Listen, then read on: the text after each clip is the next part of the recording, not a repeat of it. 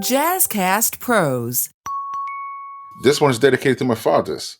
We're not emotionally invested. If you make the time to choke them out, beat the hell out of their asses, or shout at them and show your authority and discipline, and you don't make the same amount of time to be emotionally available, then you're doing harm.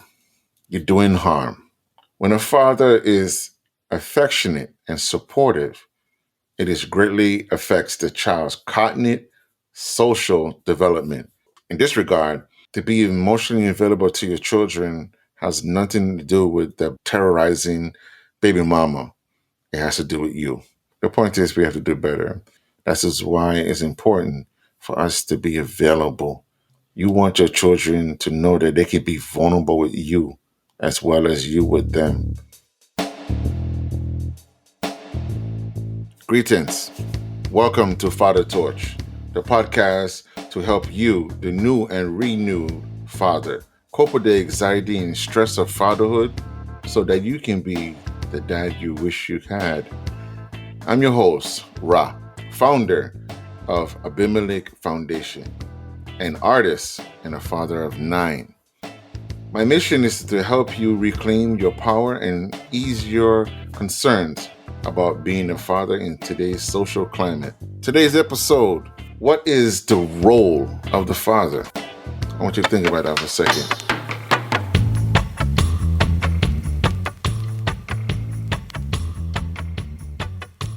What is the role of the father? No judgment, but think about this. Let us go through this together and come up with a defining role of father.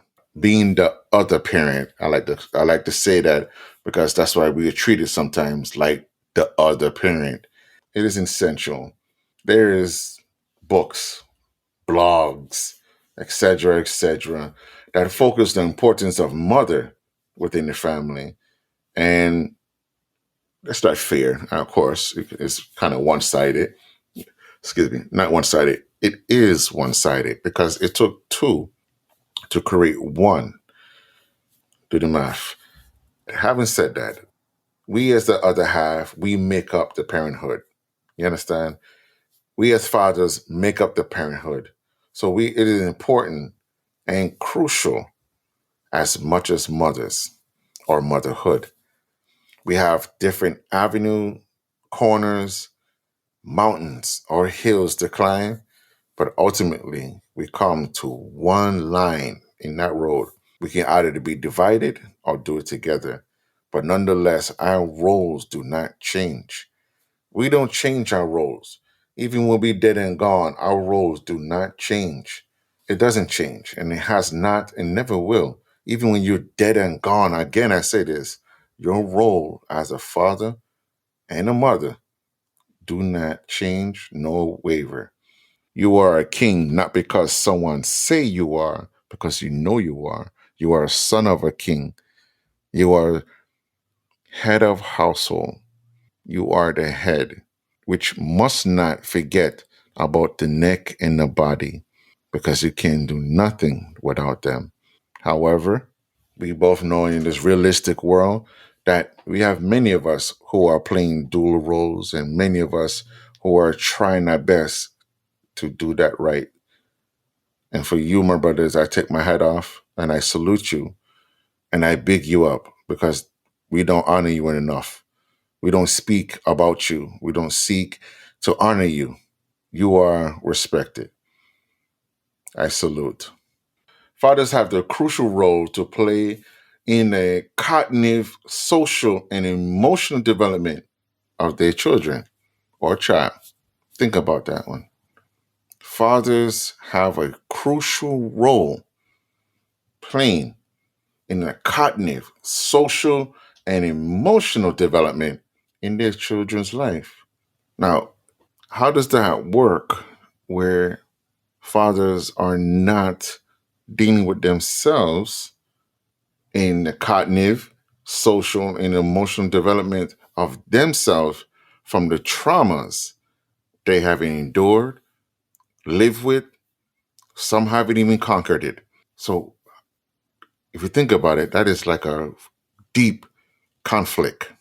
It is important that we as men see our importance in our presence, in our wording, which would be our wisdom, our experience, which shares or say increase our knowledge.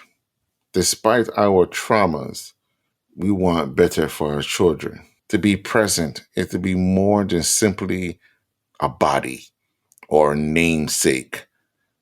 You know, when your name is just coming like the fall of winds, and only when the wind blow, I remember you. No, you must make yourself present. That when you enter this room, enter this house, or in the sight of your child, they happy to see you.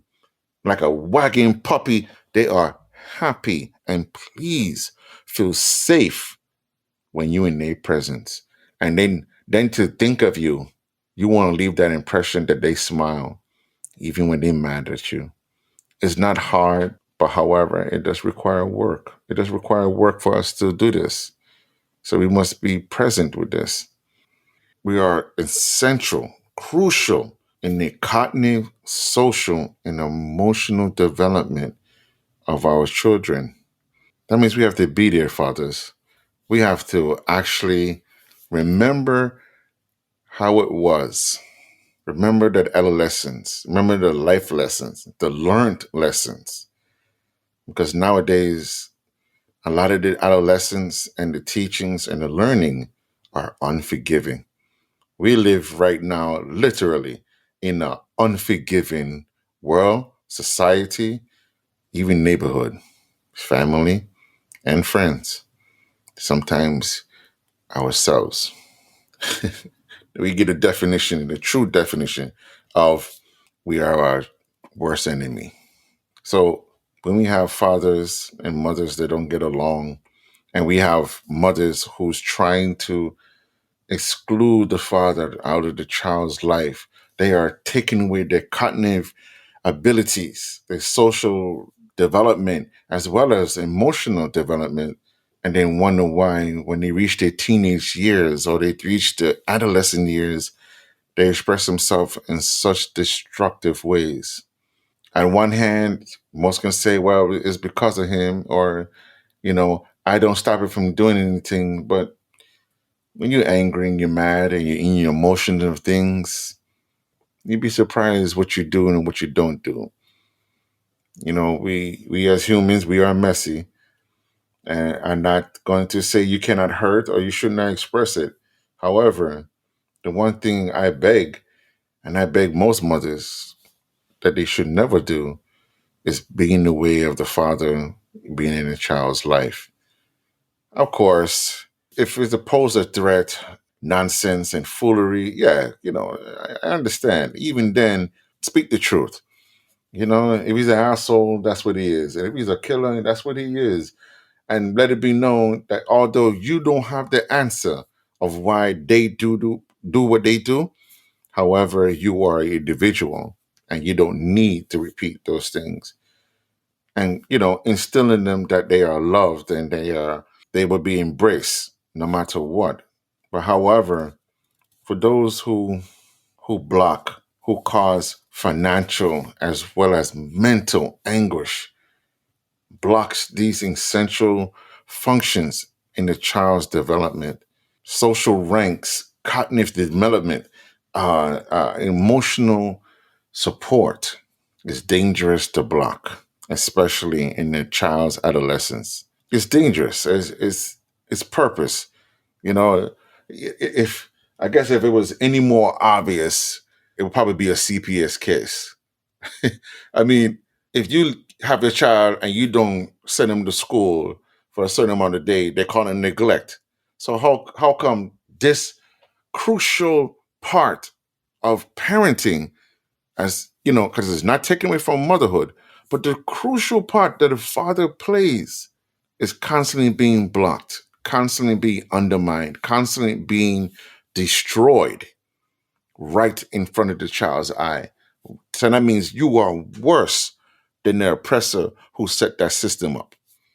You are worse than the invader who came into your home and divided your family because you are simply doing it based off of hurt feelings, spitefulness, or just vindictiveness, or whatever names you want to call it. Nonetheless, if it was the other way around, it would be unheard of, despicable. Names that I can't even pronounce. It just be disgusting. But yet we support this mentality. We support this role of idiocy versus dealing with the crucial roles of containing social and emotional development in our children's life. We neglect ourselves. So how can we do any of these things in the first place? If I have such trauma that interferes with my life such a way that I can't function or that I'm not available, or most importantly, I'm not emotionally available for the ones I love, my children, my missus, whoever, I'm not available. That brings me to my next topic. This one is dedicated to my fathers. To my fathers, we're not emotionally invested. And this is where we're going a little deeper and understanding emotional intelligence. Because think about it. If you make the time to choke them out, beat the hell out of their asses, or shout at them and show your authority and discipline, and you don't make the same amount of time to be emotionally available, then you're doing harm. You're doing harm. And I would say that studies show when a father is affectionate and supportive, it is greatly affects the child's cognitive, social development. You see how that got twisted a little bit? So in this regard, to be emotionally available to your children has nothing to do with the terrorizing baby mama. It has to do with you. It has to do with you and how you feel, how you express yourself, how you make yourself feel or be vulnerable with your children, how you can bond with them. How you bond with them is important as well. How you bond with them is just as important as much as you are present. So let's think about this. Cognitive and social development is so important to a child's adolescence and growth that it teaches them independence. It teaches them how to fit in or know where their position is that they can overcome. How to resist peer pressure or roll with the punches, if you will. The development is not delayed, right? Because they feel secure with themselves. I mean, the children nowadays are so insecure and they're so angry that they can't tell the difference where they develop, where they haven't developed until it's too late or older.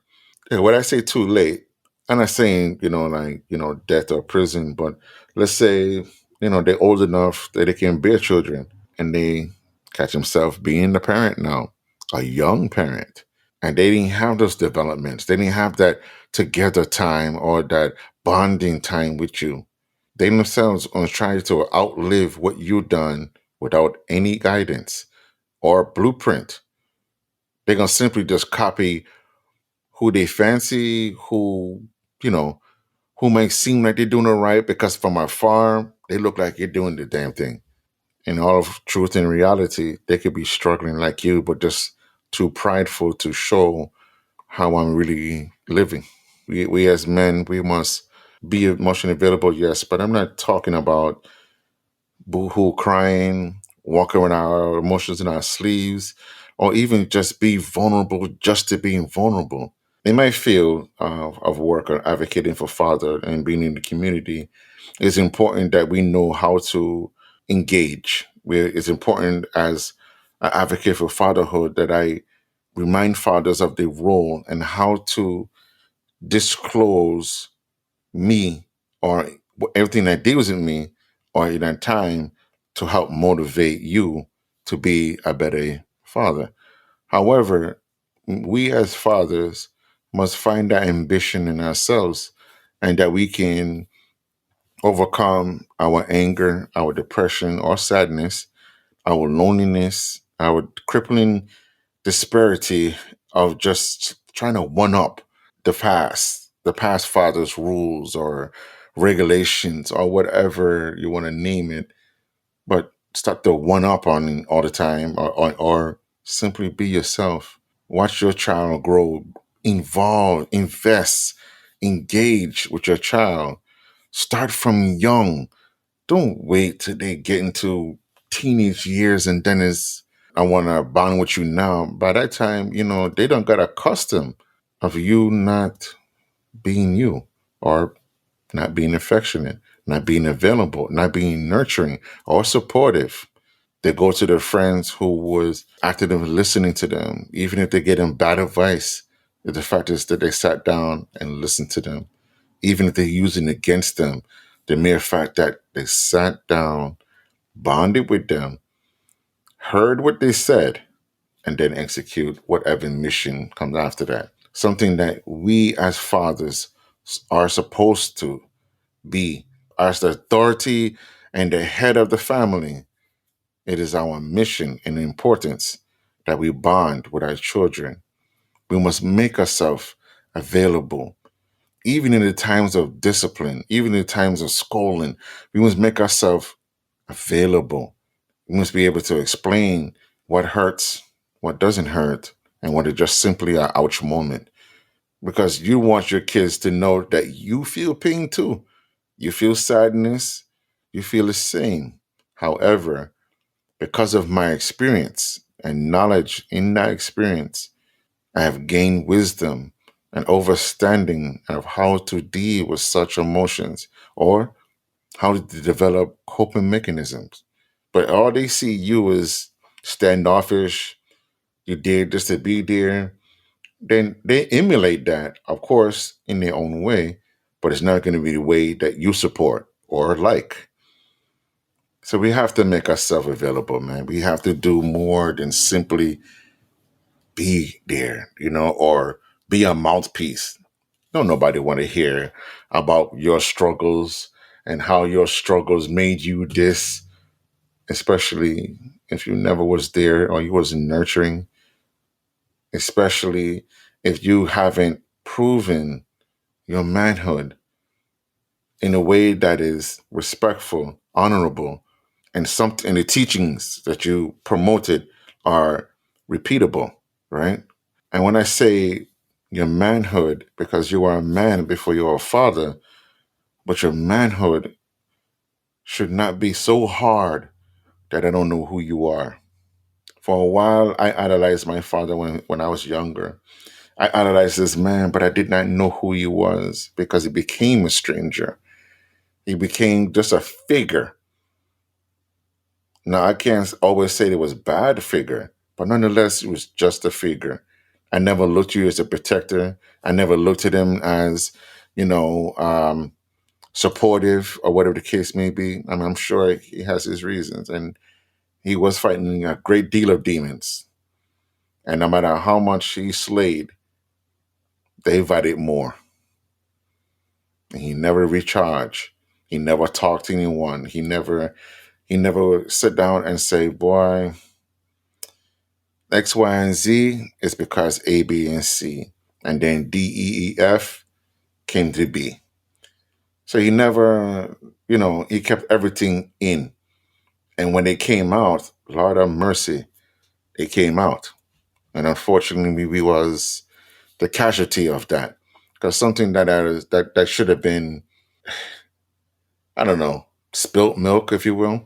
That's how small the problem was or the situation. But they treated it like Armageddon. You know what I mean? We have to do better. The point is, we have to do better.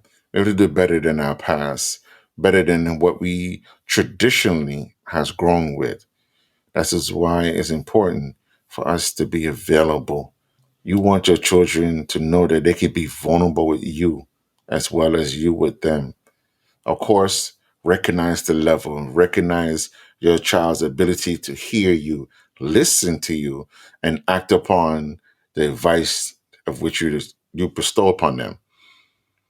Whatever wisdom you share with them, watch and see how they go with it, what they do with it. Remind them every so often, but not all the time. But be available. Be available, my brothers. Be available that you can save your child, save the children that your children associate with, your community, your neighborhood, your neighbor, and your family. Sometimes you gotta love from a distance, but however, be the dad you wish you had. Fathers, make sure to make yourselves more available and not just for the disciplinary action, but the nurturing development of your children. It is important that as men, seek every day to be better or to better ourselves, to deal with our traumas. Don't be so prideful to seek help or even have someone you can confide into. Take it one at a time. Don't take on all things one time. I will say this much, and this is the advocate for my brothers and my fathers. Women cannot tell you how to be a father no more than they can tell you how to be a man, no more than you can say what it is to be a mother or how to be a woman. We're getting too much into this wordplay and expectations that is unrealistic. The thing is, being a father, you have certain skills that's attributed to you. Yes, you got certain skills that are attributed to you, and you must be aware of them. You have foresight, you got contemporacy, you have advocate, present, spirituality, amongst many things that makes you father. As a man, these things must be instilled, which I call the pillars, must be instilled in your attributes as a father, your manhood. You must have these qualities that you can be a stronger and more nurturer as a man because you are not a woman. And it's not a bad thing. It's not to divide. You just add. The thing is, we add. When we add, we get. So one on one, we get two. You have to be supportive advocate. Although women, especially black women, and I big you up, are heavy with the tongue, heavy when it comes to motivating and inspiring, especially black men, inspiring to do right or wrong. But how we advocate with precision in the sense of reality. We're not afraid to speak on our pain. We might not seek help. We might not seek help, but we're not afraid to speak on our pain. We're not afraid to demonstrate our hurt, but we won't seek help. This is why it's important to develop these skills. The spirit leads, the flesh follow. All I'm saying is that you put your good foot forward. You do the best you can do. You take in the wisdom and experience and the knowledge, and you make the best of it. You do good with it because you're doing good for yourself, that you can do good for your children, your family, your community. Because when you feel good, they feel good. When you're happy, they're extremely happy. When you're sad, they feel guilty. Every day, that means you practice every day of giving gratitude, of showing gratitude, and being about who you say you are, not what they say you are. Back to what it is and what is the role of a father. My conclusion in that is that fathers are lovers, protectors, or guider, was they embrace and shape the happiness that makes the children feel and know that they are loved, they are safe, they are well rounded, and I guess you could say well rounded. The role of a father is important. The guidance and the wisdom you share is important because it's based off what you experience, it's based off what you know and what you have learned. We must be very, very diligent and present when we are speaking on our wisdom and experience, that we share our knowledge with truth. Like I said, we speak on our pain, we speak about our discomforts, but we won't seek help. Said we cannot give a learned lesson if we're not able to do such things. We must be able to seek help as well as want to give help. So we must teach our children to do better, to do better than how we did and what we experienced. Break that tradition and be mindful. Don't take away who you are and what you are, but understand, be mindful. Seek to make them happy within reason and make them to understand you are a father not because of someone else's situation or you was elected. No, it was a joint union between me and your mother, and we made a decision. And that decision was based off of love, not hate. It was based off of neutral understanding, not deceit. And you are not to have ever have a doubt of whether or not I am here because of circumstances or obligation. It's because I love you. It's because I want you to succeed where I have fallen short. I want you to be all that you can be, whatever that may be. I want to be available emotionally, mentally, and spiritually. My fathers, it's important that we do this. We do this with great strides. We do this like a reflex. We do this because we have to. We have to. We look at the children we see nowadays. Look at our lost souls. Look at our warriors. They are emotionally damaged. They are psychically lost. They are spiritually weakened. They do not value what we value. They do not seek what we seek because we're not present. We're not available. We're not embracing the fact that we are human too and that we made mistakes. We cannot be so prideful that we cannot say, I am sorry. How can I make this up? How can I correct this? Help me to help you. Allow me to show you differently. We need to do more. We need to do better. We need to do better. So, I'll give you a little cheat code before I get out of here. Join me next week or a week after, where we can discuss more on Pride Before the Fall. Look that up and see what I mean by that. But nonetheless, join me and wherever you podcast at, wherever you are in the world. I thank you because you could have been anywhere, but you are here listening to me. I thank you for joining me for the next episode, Sunday after next, episode 4. Yay! Look out for Father Torch, fathertorch.com. Be the dad you wish you had. My people, I thank you. Blessed guidance, Rastafari, every time.